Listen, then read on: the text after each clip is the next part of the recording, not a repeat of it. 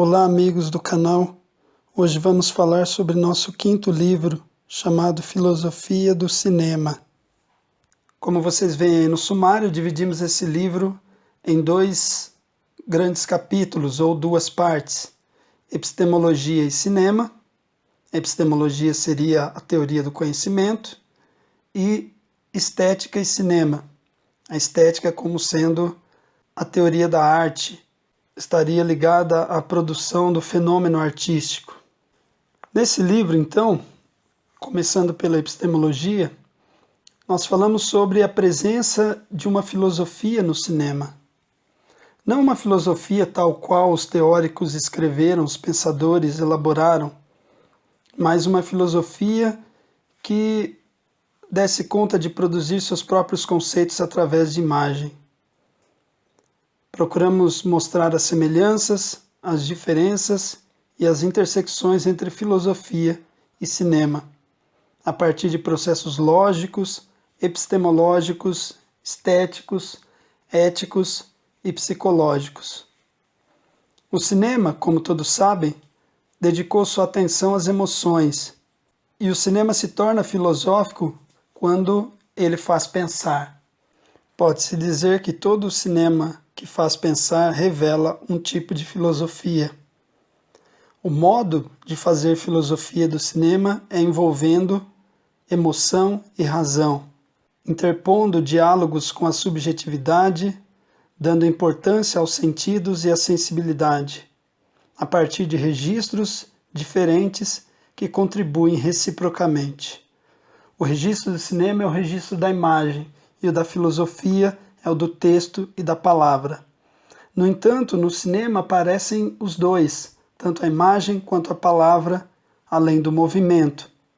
Para ser filosófico, o cinema precisa fazer afirmações de alcance universal, afirmar pela imagem, recorrendo à ficção e ao virtual. Deve fazer entrever o universal através do particular. Mas o que significa isso? Significa que, ao mostrar situações específicas, particulares, o cinema faz o espectador ou os espectadores pensarem a respeito de coisas que são universais, que transcendem aquela situação particular mostrada. Essas afirmações são, por assim dizer, impactantes, são expressivas e emotivas. O tipo de conhecimento que o cinema produz é produto de uma experiência inesquecível. É nesse momento que a realidade se assume como existência. A realidade dos personagens é percebida a partir de sua existência na tela. Um personagem, à medida que ele vive num filme, ele passa a existir para o espectador. E na medida em que ele passa a existir para o espectador, ele ganha existência própria, independentemente do filme. Essa existência também aparece como possibilidade. Aquela situação mostrada é mostrada de modo particular, mas ela pode ser de outra forma. Foi apenas uma situação que o diretor escolheu, mas ele poderia ter escolhido uma outra situação para indicar, para representar o mesmo conceito. Então é nesse sentido que a existência aparece como possibilidade. É uma viagem que vai do concreto para o abstrato, do particular para o universal, produzindo uma impressão de realidade, desafiando as fronteiras entre o real e o imaginário. Tudo isso refinado por processos de abstração que derivam da própria natureza da imagem. No cinema também nós temos a experiência do tempo como duração. Passado, presente, futuro se entrelaçam num simples ato da montagem, na simples alteração das cenas que foram gravadas numa ordem, mas embaralhadas pelo montador. Tudo isso nos dá o cinema como experiência do tempo e o tempo como duração. Com isso eu quero dizer que um filme de 2 horas pode nos dar a impressão de 2 décadas. Um filme de 2 horas pode se decorrer no tempo fílmico em 5 minutos ou meia hora.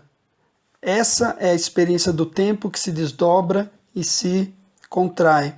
Então, o ritmo, a ordem da narrativa, a organização das imagens e das ideias, tudo isso sintetiza e altera nossas percepções. Também no cinema filosófico a memória aparece como experiência afetiva e cognitiva. O cinema, ele próprio, aparece como uma memória social, a memória de um tempo, de uma era. Ele nos faz refletir sobre conceitos pela perspectiva da imagem. Vale dizer que nossos melhores pensamentos se apoiam em imagens. O cinema opera segundo as leis do pensamento. É por isso que ele é de natureza epistemológica. Trata-se de uma construção de significados fundados na imagem que explora as ambiguidades da imagem.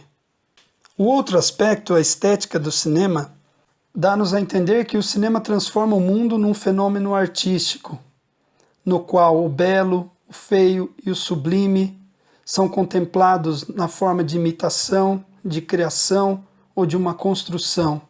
Tudo isso como um esforço para conciliar sensibilidade, razão e imaginação, para criar formas alternativas de ver, de interpretar e se relacionar.